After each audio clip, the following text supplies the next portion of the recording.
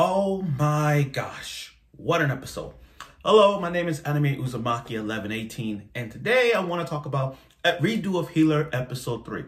Now, before I do a review on this, there's something I need to get off my chest. And then, guys, and I love and appreciate the comments that I've been getting from this episodes of Redo the Healer, the first 2 episodes. I really applaud you guys for giving me a lot of knowledge on it in terms of like the light novels, in terms of budget issues and everything. I really applaud you for that from the bottom of my heart.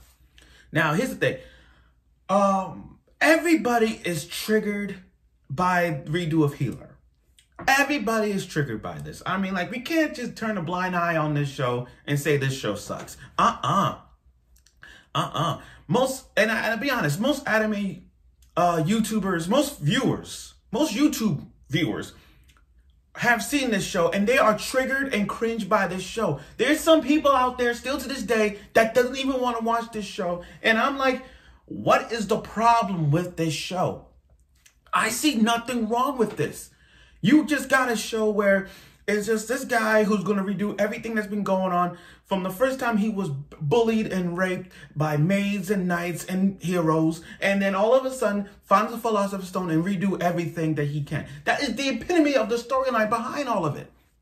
Now, everybody has a problem with this because it's hentai. It's sort of like hentai. It's not that, I mean, come on, guys. Come on, guys. Every anime has sort of hentai scenes that screams like, okay, this is going way over the top. Like, there's a line in the sand that you don't cross. Every anime show, there's a line in the sand. Now, there are some anime shows that goes way over the top. Like, here's the line in the sand, and there's anime shows that goes over the top of the sand. Shows like Goblin Slayer, shows like Interspecies Reviewers, Marshall Gakken HXH, Kiss X Sis, School Days, Shinmen Mono Testament, Shoko no Quasar, and Shoko no Quasar, where the guy suck his titties to get power, or dare I say, and I don't want to bring this up, dare I say this, Boku no Pico, but still, Redo the Healer is one of those shows that makes it great. Like, Redo the Healer is one of those shows that you gotta sit down and watch it every time. Now, episode 2, they did kind of show us the slap of the century, the dick slap of the century, when he did the Princess Flare. And I gotta say, that is one of the best slaps of the century by far. Me personally, the best slap, I think to me, the best slap in anime is when Takashi slapped Rei in the face in High School to Dead. And that was one of the best slaps I've seen. Now I look at this slap, and I gotta say, this is more better slap than Takashi did to Rei. Now, aside from that, let's get down to business on episode 3, Redo the Healer. Oh, and by the way, can we put Redo the Healer as a big 3 when it comes to shows that is the most cringiest and mature anime right now? And by big 3, I mean Goblin Slayer, Interspecies Reviewers, Redo of Healer. Those are your big 3. Those to me are the big 3 when it comes to shows that goes over the top, like it's anime, but it's the show that goes to borderline. Like, that's the big 3 right there. So who am I to judge? Well, without further ado, here's my review of Redo the Healer episode 3. Whoosh. Okay, now here's the thing. It kicked things off with, him and Freya are leaving town, and they saw the wanted poster of the Imperial Knight, the one that punched and beat up our main heroine. And then one of the village brought up Princess Norn. Now, here's the thing. That name triggered Freya. Because like I said, you think about it. He may have erased Flair's memories and appearance, but that name kind of triggered Freya so much that it will bite him in the ass. Now, here's the thing. To me, it's like, should we pass or smash her? Like, that's the question right there. Should we pass or smash her? I mean, think about it. I know people have saying, "Oh, she's best waifu. I want to smash her." No, she's not, because what she did to our main character. Here's the thing: do we want to pass or smash her? Me personally, I'm in the middle, because on the other hand, this is Freya, not princess. I'm saying Freya. On the one hand, this is Freya. She's a slave now, that kind of thing. I get that. But then on the other side, she used to be a bitch. And she used to stomp on his balls every fucking time. So I'm like, okay. And making him drink poison on a regular basis and giving him drugs and all that stuff. So it's like, no. So I can't decide. Do I want to pass or smash Freya? But that's a different question in a nutshell. I can't decide myself. But again, back to Princess Norm, Flair's little sister. When she comes back and find out everything that's going on, it's going to trigger him. It's going to trigger Flair the most, because that name break the shivers down. So I'm like, in people's heads, we're thinking to ourselves, is she gonna get her memories back? Truth be told, I'm not gonna spoil anybody because I read it. Truth be told, you might see it coming. I'm not saying it will be, but I'm not gonna spoil it as much. But like I said, this was the moment that everybody was shocked to see her getting her memories back, but it's not gonna happen. So bear with me on that. So now, 10 minutes into the show, we got a flashback. And this is where people get cringe. I was cringe. I didn't want to see this part. For the first 10 minutes, I didn't want to see this, but it had to be done. So we got a flashback with those three bitch-ass heroes. The Princess Flair, not Freya, Princess Flair at the time, the cannon hero, and the sword hero. Boy, when I saw this, I legit want to get up and just scream and punch the wall, because what we saw in that scenes, what they did to him, it kills me. It just kills me. Like, I don't get it. Like, what the fuck? So, to sum it up, those three did all the work. Here come the main character at the time, you know, being, like, asking for drugs. Like he's really, it's a junkie. Like, drugs. And then and the way how it just blasts me right in the face, the way how they just did that to me, kind of like, damn. I don't even know, like, why the fuck would this happen? Like, why would you do that? Now, they showed now his first tortures with Princess Flair at the time, mind you, I said at the time, just,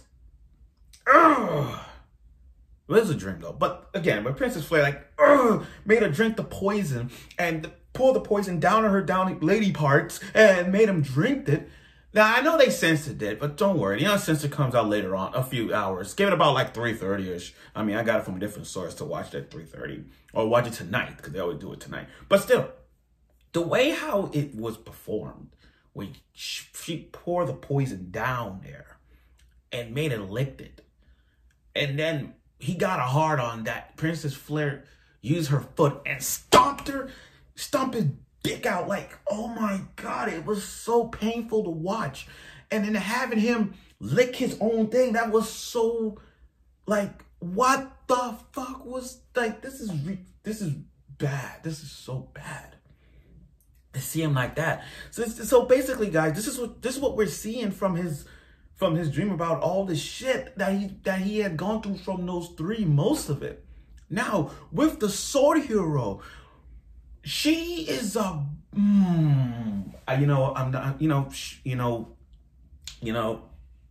with the sword hero, you're gonna like what he does to her later. I mean, think about it. You guys really think what he did to what Princess Flair did as like a cornerstone of revenge? You think that was the best revenge he ever gotten? Trust me, you're gonna like the other revenges. But with the sword hero, you're gonna like that one. But back to my reaction on this review. What he did to the sword hero, what the sword hero did to the main character, it was so brutal. Like, beat the holy hell, and not with a stick, no less. Beating him up because she has a thing for Princess Flair. And the fact that she saw everything where he used his lips to kiss Flair, it kind of like, it triggers her so much that she beat the holy hell out of, like, bam, bam, you can't kiss. I'm like, oh my God, it was so like painful to watch. Stealing, like, and then she puked because she don't kiss men. But the way how it was beating the holy hell and stomping on him, that was that. And then, oh my God, let me get up from this. Guys. Oh my gosh, let me get up from this. Oh my gosh. And then the canon hero. I like to take a moment to get up. I had to get up from this part because what the canon hero did was worse than what the knights did. And let me tell you, with the canon hero, he's all like emotional state. He's all like, I'm here for you. I'm sorry that these two ladies beat you up, but I'm here for you. If you need help, come to me. He was acting all civil-like thing to the hero, but hell no. He had his whole bed full of fucking roses, and then he raped them in the process. I'm like, get the fuck out of here. He's all fake tears crying, saying, I'm here for you. Die. I don't want you to die. And then choked the life out of him and then raped him. Mind you, from the manga standpoint, the manga was different. I understand budget issues, but from the manga, it was different. In the manga, he had a bread. He saw the main hero starving, but he took a piece of bread, chewed it, put it in his mouth, and then he raped them in the process, choked them and raped them. I'm like, this is ridiculous. I couldn't even what the fuck? I am wow. Wow. Wow. And I'm not laughing at him. I'm just laughing like, wow. Talk about extreme.